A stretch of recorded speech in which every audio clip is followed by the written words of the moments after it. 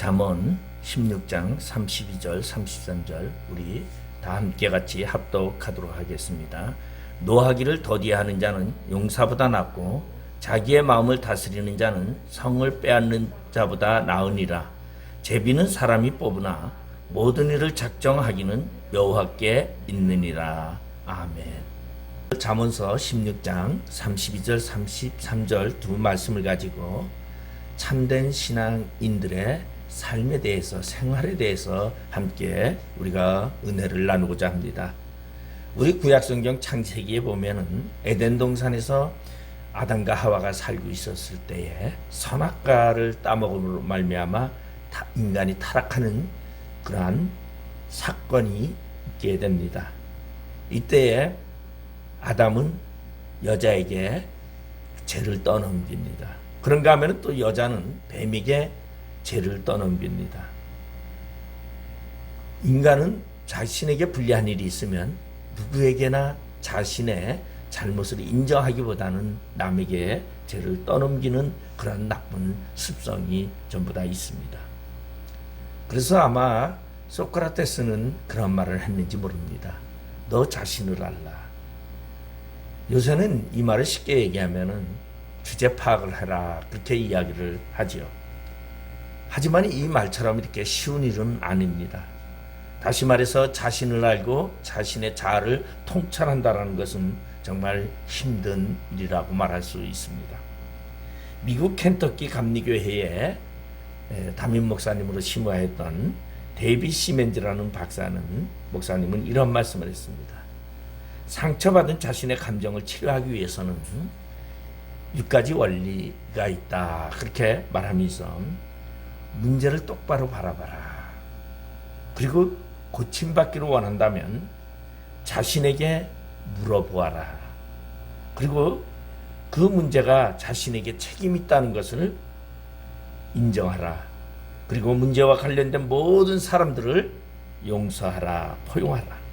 그리고 자신을 용서해라. 그리고 문제의 핵심이 무엇인가 그것을 생각해보고 그것을 위하여 어떻게 기도할까, 하나님께 어떻게 도움을 받을까, 하나님께 구하라 라는 말을 했습니다. 다시 말해서 모든 문제의 해결의 방법은 바로 본인 자신에게 달려있다라는 말을 하고 있는 것입니다. 그리고 본인 자신에게 있는 그 문제를 해결받기 위해서는 절대적으로 성령님의 도우심이 있어야 된다라는 이야기를 말하고 있습니다. 그 이유는 사람의 감정에는 기복이 있습니다. 마치 날씨가 흐리고 개인 것처럼 사람들은 자신의 마음에 슬프고 희노애락 때문에 자신의 표현이 바뀌어질 수 있다는 것입니다. 화를 반복해서 내면은, 자주 화를 내기 시작하면은 그 사람은 자신의 감정을 추스릴 수가 없을 정도로 화를 폭발할 수밖에 없습니다. 그런데 화를 꾸준히 참아왔던 사람은 어떠한 환경 속에서도 자신을 다스릴 수 있다라는 것입니다. 그것은 다시 말해서 반복적인 자신의 삶 속에서 훈련을 통하여 자신의 인격이 만들어진다고 말할 수 있습니다. 어떤 사람은 좋은 일에도 화를 내는 경우가 있습니다. 왜 그러냐면은 좋은 일에도 자신에게 마음에 안 드는 일이 종종 있습니다. 말투가 안 들을 때도 있고, 남의 상대방의 행동이 마음에 안 들을 때도 있고, 그리고 그러한 것을 보고서 스스로 자신을 다스리 제어하지 못하고 도리어 분노하는 경우도 많다는 것이죠. 이러한 분노 때문에 그 공동체 안에는 보이지 않는 분열이 생기기도 하고 서로 불신이 생겨나기도 한다는 것입니다. 그런데 사람이 성내는 것은 그 원인보다 결과가 더 무섭다라고 성경은 말해주고 있습니다.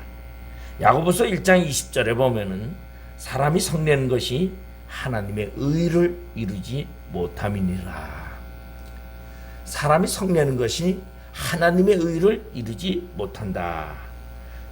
물론 사람이 성내는다라는 것은 다시 말해서 자신의 의견과 자신이 생각이 옳다라고 말하는 것입니다. 만약에 자신의 생각이 옳지 않다고 생각한다면 상대가 하는 말을 다 받아들이죠. 그런데 상대의 말보다 내 생각이 옳다고 생각하기 때문에 내가 상대방에게 성을 내는 거죠. 다시 말해서 상대방이 형편없다고 나보다 부족하다고 생각하기 때문에 화를 낸다는 것입니다. 감정이 폭발한 만큼 상대방이 잘못했다는 것을 자기 스스로 인정하는 것을 바로 표현하고 있다는 것입니다. 그래서 성을 내는 것은 하나님의 의를 이루지 못한다. 다시 말해서 하나님의 의의보다는 자신의 생각이 더 많기 때문에 성을 낼 수밖에 없다라는 것을 말해주고 있습니다. 그렇지만은 성경은 화를 내지 말아라, 화를 품지 말아라. 부지 중에 실수하여 성이 나도 해가 질 때까지는 그것을 마음에 품지 말라고 성경은 말하고 있습니다. 이 뜻은 아무리 의분이라 하더라도 저는 과거에 의분에 대해서 설교를 많이 했었습니다. 기도원이 사역의 부르심을 받을 때에 하나님 앞에 의분을 토로하는 그 부분을 가지고 목사 안수식 때 제가 설교를 한 적이 있습니다. 우리 기독교에는 의분이 있어야 된다. 불의를 보고 참지 못하는 그런 성격도 있어야 된다. 그런데 오늘 본문에서 이야기하고 있는 것은 의분이라 할지라도 그 의분을 오래 가지고 있으면 증오로 변한다라는 것을 말해주고 있습니다.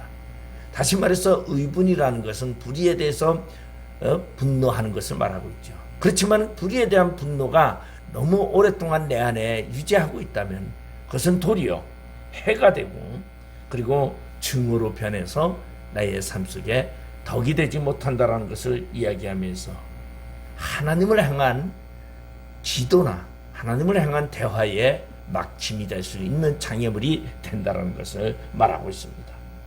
그래서 에베소서 4장 27절에 보면은 마귀로 너희 틈을 타지 못하게 하라. 왜냐하면 내 안에 분노가 가득하고 내 안에 분이 가득하게 되면은 그 틈새를 마귀가 들어와서 속삭입니다. 야, 그래 너 맞아. 너 맞아. 너 가만히 있으면 되겠니? 이렇게 분노하는 그 마귀가 틈을 타게 하고 마귀가 자꾸 충동질하게 되기 때문에 그러기 때문에 의분이라는 것도 너무 오래 같이 말으라는 것을 말해주고 있습니다.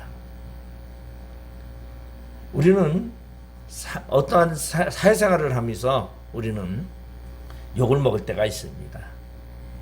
근데 욕을 먹을 때에 누구든지 참기는 쉽지는 않습니다. 어떻게 가만히 있겠습니까?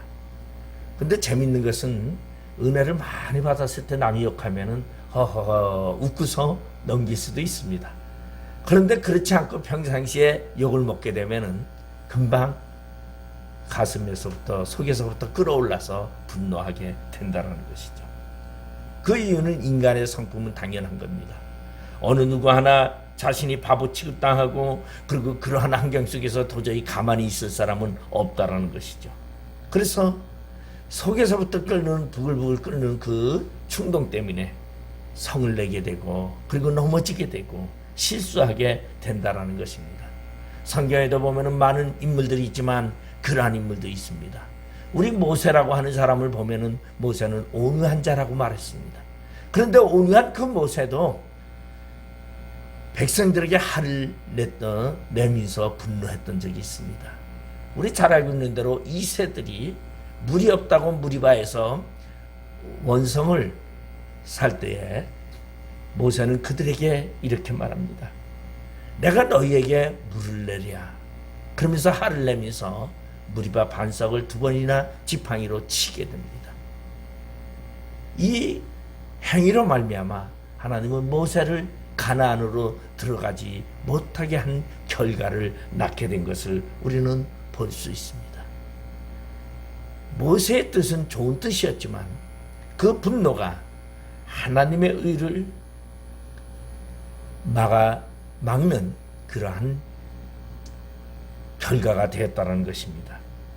그래서 가나안에 들어가지 못했죠. 아무리 옳은 말도 성을 내면서 하나님의 의를 이룰 수는 없다라는 것을 교훈하는 사건입니다. 아무리 좋은 말도 성내면서 말하면 상대방이 받아들이지 않습니다.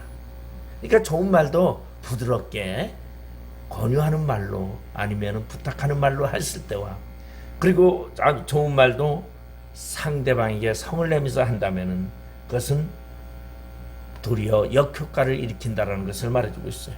그래서 우리 신앙인들이 가져야 할 교훈이 오늘 본문에서는 무엇을 말하고 있는가 우리가 함께 생각해 보려고 합니다. 오늘 본문 32절에 보면 노하기를 더디하는 자는 용사보다 낫다. 노하기를 더디하는 자는 용사보다 낫다. 노하기를 더디하는 것은 무엇입니까? 자기 감정을 다스리는 자라는 것입니다. 그러니까 감정을 다스리는 자가 되라는 것을 말해주고 있죠. 최초의 우리 인간인 아담과 하와가 아들을 낳았습니다. 아들과 가인과 아벨을 낳았는데 가인과 아벨이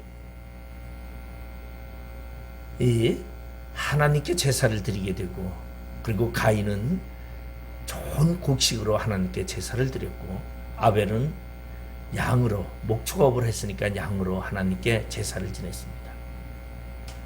그런데 하나님께서 아벨의 제사는 받고 가인의 제사는 받지 아니했다고 창세기 4장 5절에 이렇게 말하고 있습니다. 가인과 그의 제물은 받지 아니하신지라 가인이 몸시 분하여 안색이 변하니 여호와께서 가인에게 이르시되 내가 분하여 함은 어찌 됨이며 안색이 변함은 어찌 됨이냐. 그리고 8절에 보면은 가인이 그의 아우 아벨에게 말하고 그들이 들에 있을 때에 가인이 그의 아우 아벨을 쳐 죽이니라. 인류 최초의 살인자인 가인은 다른 사람을 죽인 것이 아니라 가인은 아벨을 죽였습니다. 동생 아벨을. 그런데 그 동생 아벨을 죽인 이유는 무엇이었냐면 하나님이 제사를 내 거를 받지 않았다. 만약에 아벨이 없었더라면 하나님이 내 제사를 받았을 텐데 아벨 때문에 내 제사를 받지 않았다고 생각한 가인은 들판에 나가서 자신의 동생인 아벨을 돌로 쳐 죽였다는 것입니다. 그러면 이 분노는 어디에서 왔습니까? 제단을 쌓고 하나님께 제사를 드릴 때에 하나님이 가인의 제사를 받지 아니하니까 가인이 몹시 분하여 안색이 변했다라고 성경은 이야기하고 있습니다. 다시 말해서 하나님 앞에 자신의 감정을 다스리지 못했기 때문에 가인은 아벨을 죽일 수밖에 없었습니다. 우리 전승에 보면은 이 이야기가 들판으로 가인이 아벨을 데리고 나가는 이야기가 나옵니다. 야, 그러면서 하나님은 어떤 분이실까? 가인과 아벨의 대화 이야기가 나오면서 그러면서 거기에서 가인이 아벨을 돌로 들어서 쳐 죽이는 그러한 이야기가 미드라시에 나와 있습니다. 근데 가인은 무엇 때문에 하나님을 향한 그 분노 때문에 누구를 죽였느냐? 동생 아벨을 죽였어요. 그럼 동생 아벨을 죽인 이유는 왜 동생 아벨을 죽였느냐? 하나님이 아벨의 제사를 받았다라는 것 때문에, 다시 말해서 시기와 질투 때문에 아벨을 죽였습니다. 그러면 이 가인이 만약에 생각하기에는 아벨이 없었고 나 혼자 제사를 드렸다면 하나님은 어떻든 간에 내 제사는 받았을 것이라고 생각했던 것이죠. 이것이 가인의 잘못된 생각이었습니다. 혼자 드린다고 하나님이 다 받는 것은 아니다라는 것이죠. 둘이 드렸기 때문에 그 둘 중에서 하나를 선택한 것이 하나님이 아니다라는 것입니다. 그 내면에는 저는 그렇게 생각을 합니다. 아마 가인이 자신의 생각에서는 최선을 다해서 하나님께 제사를 드렸다고 저는 생각을 합니다. 자신의 마음으로 최선을 다해서 하나님께 드렸는데 하나님이 받지 않더라. 어찌 이렇게 하나님이 그럴 수 있느냐? 그리고 그의 가인의 생각에서는 아벨의 제사는 아벨은 나보다 최선을 다하지 않은 것 같은데 하나님이 그 제사를 받았다고 생각했기 때문에 가인은 분노했습니다. 근데 여기에서 보면은 그 제사에 최선을 다했느냐 흠없는 것을 드렸느냐에 정답으로 나와 있지 아니하고 히브리서에서는 무엇이라고 답하고 있냐면은 아벨은 믿음으로 제사를 드렸고 가인은 믿음 없는 제사를 드렸다라고 이야기를 하고 있습니다. 다시 말해서 믿음의 방법은 무엇을 말하고 있냐면 아벨은 내가 드리는 제사를 하나님이 받든지 받지 아니하든지 나는 하나님께 감사하는 마음으로 드렸다라는 것이. 근데 가인은 무슨 얘기나 하면은 내가 드리는 이 제사는 하나님은 분명히 받으시고 나에게 복을 줘야 된다고 생각한 것입니다. 우리 종종 이렇게 생각할 수도 있어요. 내가 어떠한 사람에게 고맙다고 선물을 줬습니다. 선물을 드리는데 그 사람이 뭐라고 말하냐면 내 선물을 나도 이거 있어. 그러니 그 선물 나에게 필요 없습니다. 당신 이거 다른 사람에게 유용한 사람에게 주십시오. 그렇게 말하면은 그것을 좋은 마음으로 받아들이면 이 사람보다 다른 사람에게 더 필요하겠다고 생각하는데 그것을 나쁜 마음으로 받아들이면 어떻게 합니까? 내 거를 안 받아? 그래? 너 두고 보자. 이렇게 말할 수 있죠. 바로 그 마음의 감정에 이 감정을 다스릴 수 있는 사람. 그래서 감정을 조절하지 못했기 때문에 가인은 아벨을 죽일 수밖에 없었고 인류 최초의 살인자가 될 수밖에 없었다는 것입니다.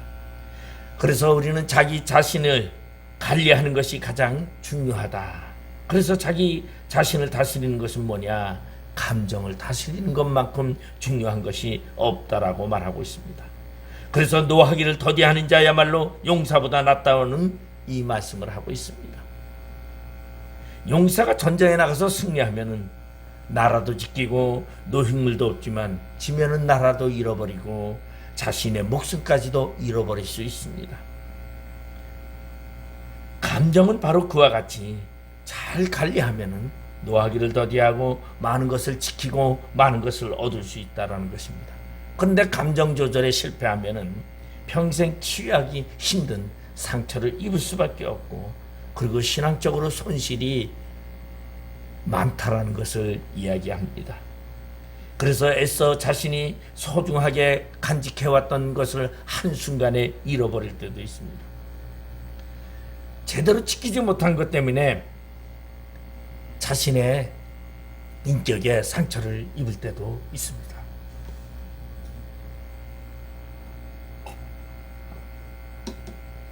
저도 과거에 이사를 하면서 익스프레스 사장님과 대화를 한 적이 있었어요. 근데 물론 제 생각이 맞다고 생각하고 상대 사장님이 생각이 틀렸다고 생각하기 때문에 제가 화를 냈어요. 그러니까 화를 냈는데 화를 내면 거기서 받아주는 것이 아니라 그쪽에서 상대에서도 화를 또 더 크게 냅니다. 그러면 화를 내기 시작을 하면은 서로 이기려고 더 큰 목소리로 더 크게 성을 내죠. 그러면 성만 내는 것이 아니라 육두문자도 막 나옵니다. 그러면은 그 사장이 저한테 그런 이야기를 하더라고요. 당신 목사 맞아? 당신 모자 맞습니까? 그리고 도대체 어떤 교단에 있는 목사입니까? 라고 말하더라. 어쨌든 간에 제가 그거 하나 참지 못했기 때문에 그 사람에게는 저 사이비 목사라는 인식을 받게 되었다는 것입니다. 바로 그것이 무엇 때문에? 감정 조절 때문에. 물론 제 생각이 맞았기 때문에 화를 냈겠죠. 왜냐하면 제가 이사를 2주를 늦췄는데 손해배상을 청구를 하더라. 그래서 내가 미리 이야기하고 그 2주만 늦추는 거고 안 한다는 것도 아니고 2주를 늦추는데 근데 자기는 그날에 다 맞춰놨기 때문에 손해가 이만저만 아니다라는 것이. 제가 하루 전이나 이틀 전이면 이해가 됩니다. 근데 일주일 전에 벌써 이야기를 하니 그거 할 수 있지 않습니까? 제 생각은 제가 옳다고 했기 때문에 그랬어요. 근데 그거를 만약에 그렇게 하지 아니하고 사장님 죄송합니다. 그러나 저도 사정이 이렇게 됐다고 이야기를 하면서 부드럽게 했더라면 아마 서로 감정을 추스리지 않았을까 생각을 합니다. 요즘 우리 살아가는 많은 사람들은요, 스트레스 때문에 감정들이 폭발할 정도로 날카롭게 되어 있습니다. 그래서 조그만 것이 다가오더라도 언제든지 감정이 폭발할 수밖에 없는 그러한 위기 속에서 우리는 살아갑니다. 그래서 그러한 자신의 감정을 폭발할 그러한 희생양을 종종 찾기도 합니다. 나의 희생양이 되어줄 자가 누가 있을까? 그래서 만만한 사람을 고르기를 시작하죠. 내가 화를 내도 나에게 대들지 않을 사람, 그러한 사람을 찾기를 합니다.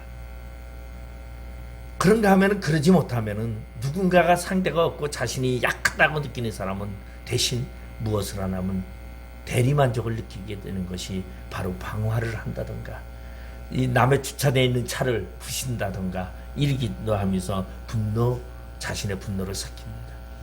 이것을 가지고 무엇이라고 말하냐면 분노 조절 장애라고 그렇게 말합니다. 자신의 감정을 조절하지 못하는 것을 장애라고 오늘날은 병으로 말하고 있습니다. 화를 다스리지 못한다면, 자신의 감정을 추스리지 못한다면 살인도 폭력도 일어난다는 것을 말해주고 있습니다. 우리의 인생을 살아오면서 우리는 자신의 감정을 얼마나 다스리고 얼마나 관리하면서 살아왔습니까? 꼭 화를 낸다면 그렇게 말합니다.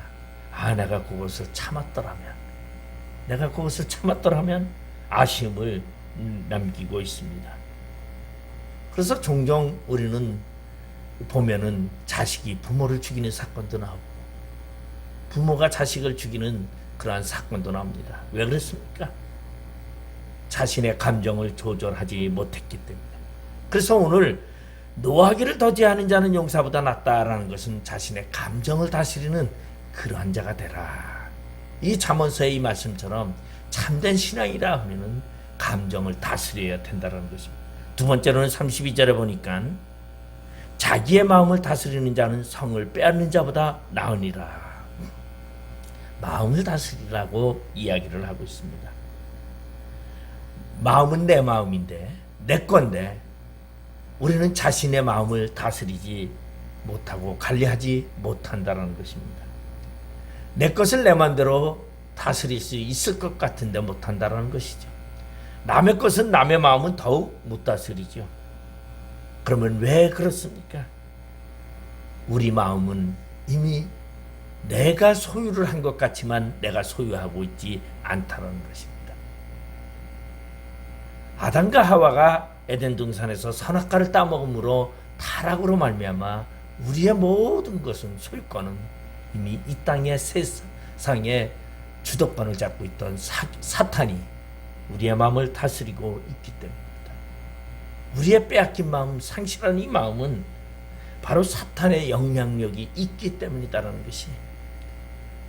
그래서 내 마음을 내 의지대로 관리가 되지 않는다라는 것이죠. 왜냐하면 내 마음을 사탄이 유혹하고 사탄이 관리하고 사탄이 침해하고 있기 때문이다라는 것입니다. 끊임없이 사탄의 미혹을 받고 유혹을 받고 사탄의 강력한 영향을 받으면서 살아갑니다. 그래서 우리 사람들은 너나 할 것 없이 다 마음에 병이 들어갑니다. 사탄의 영향에서 벗어난 사람들을 뭐라고 말하냐면 건강한 마음이라고 말합니다. 그러나 사탄의 마음에 빼앗긴 자들은 병든 자라고 말하고 있습니다. 영적으로 병든 자여 육적으로도 병든 자라는 것이죠.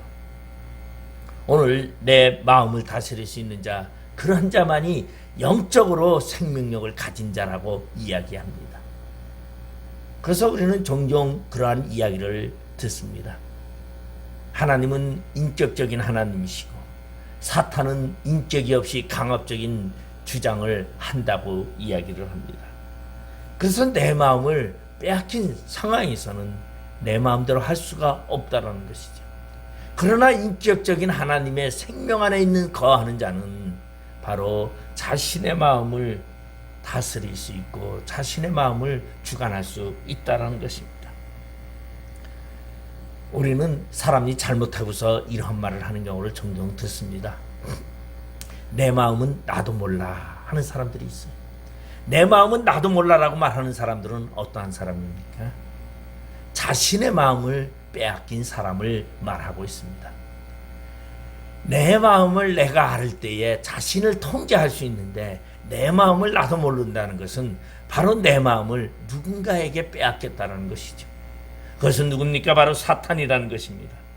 그렇게 돼 사탄에게 마음을 빼앗긴 자는 성을 빼앗긴 것보다 더 나쁜 것이다라고 말하고 있습니다. 여기서 성이라는 것은 물질입니다. 성이라는 건 현실의 물질입니다. 내 마음은 무엇이 영적인 문제입니다. 다시 말해서 영의 문제가 해결되지 아니하고 아무리 풍부한 물질이 많이 있다 할지라도 그것은 신앙인으로서는 옳지 않은 방법이라는 걸 얘기하고 있습니다.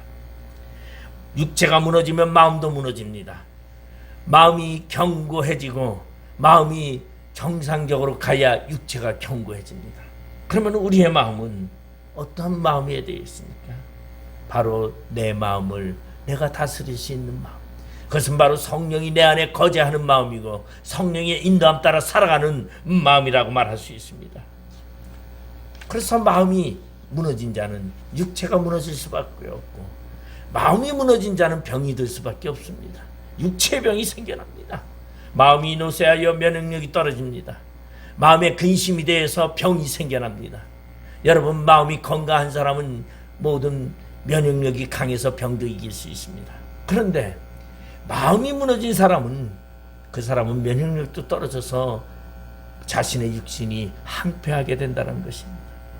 그래서 마음을 지켜야 성을 지킬 수 있다는 것입니다. 그래서 성경은 두려워하지 말라 담대하라 그렇게 말하고 있습니다. 그것은 마음을 지키라는 이야기죠. 그래서 여호수아에게도 여호와께서 말씀하시기를 뭐라는 내 자로나 우러나 치지 말고 두려워하지 말고 그리고 믿음을 가지고 나가라고 합니다. 우리 신앙인들은 이 마음을 지켜야 합니다. 하나님이 언제나 우리와 함께 하시는 그 마음. 모세는 120살이 되어도 기력이 쇠하지 아니했고 눈이 흐리지 아니했다고 말합니다.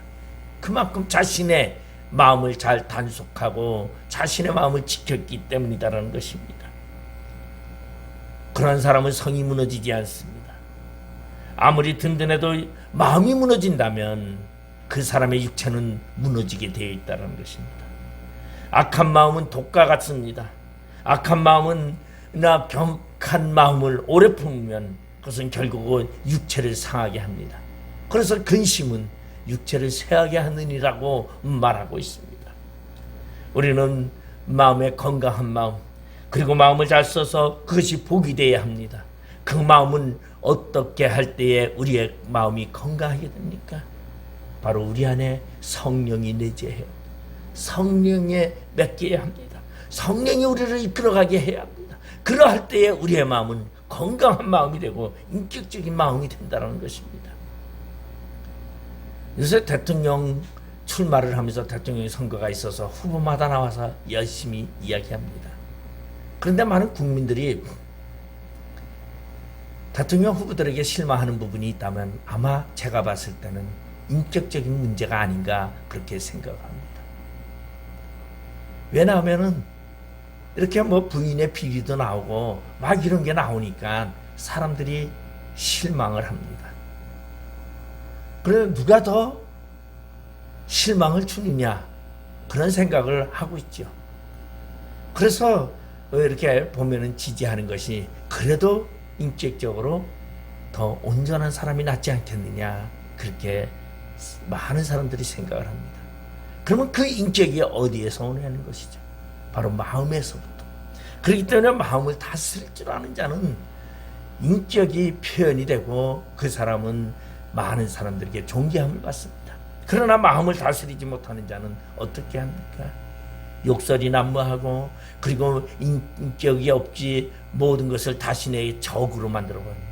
그리고 자신을 돌아보기보다는 상대를 해하고자 하는 그러한 것이 더 많다는 것이죠. 그것은 그의 마음속에 악한 것이 가득하기 때문이다라는 것이에요. 그래서 마태복음 5장에 보면 산상보험에 보면은 예수님께서는 이러한 말씀을 하셨습니다. 마음이 청결한 자는 하나님을 볼 것이라고 말하고 있습니다. 여러분, 마음이 청결한 자는 하나님을 본다라는 것은 마음을 다스리는 자는 하나님의 사람이 될 수 있고 하나님과 함께 동행할 수 있다는 것입니다.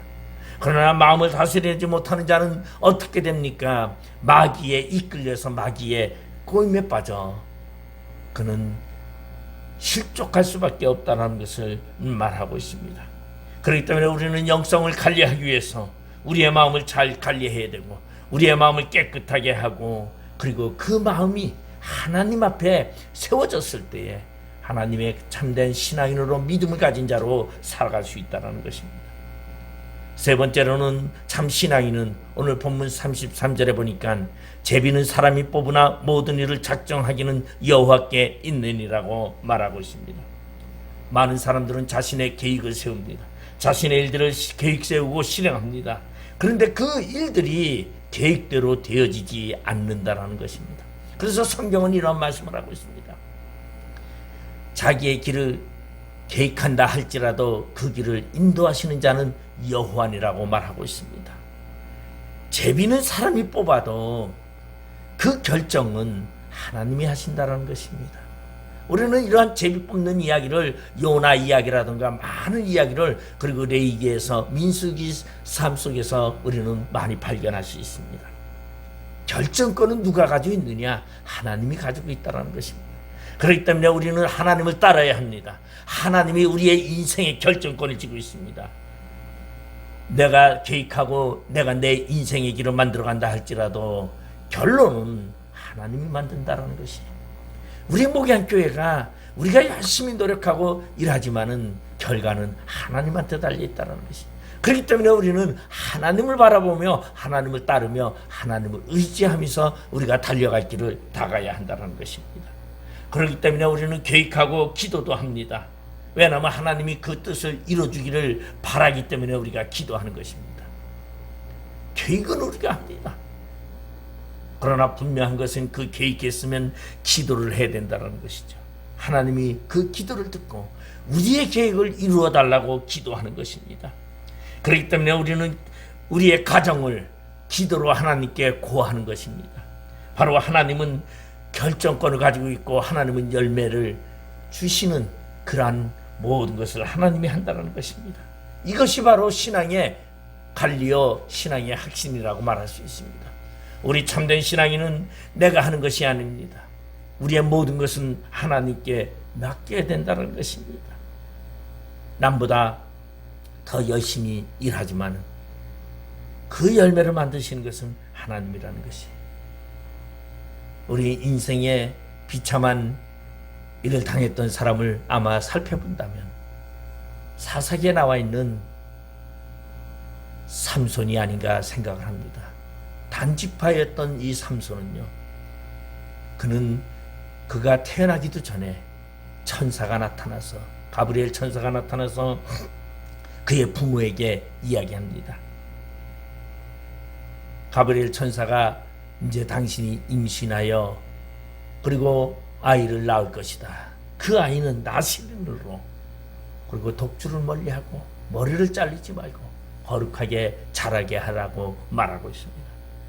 그랬던 삼손은 태어나서 나시린의 금기를 다 깨버리고 그는 독주를 마시고 이방인의 여인을 아내로 삼고 그리고 그는 자신을 위하여 사다도 찍고 감정을 다스리지 아니하고 마음을 무너진 채 하나님보다는 자신의 향락에 빠져있는 그러한 삶을 살아갑니다. 그러한 삼손은 결국은 머리도 다 깎이고 두 눈도 뽑히고 다곤 신상의 기둥의 쇠사슬로 묶여져. 그러한 그때의 자신을 돌아보면서 삼손은 하나님께 기도하고 그 다곤 신상의 신전이 무너짐과 함께 자신의 최후를 맞이하게 됩니다.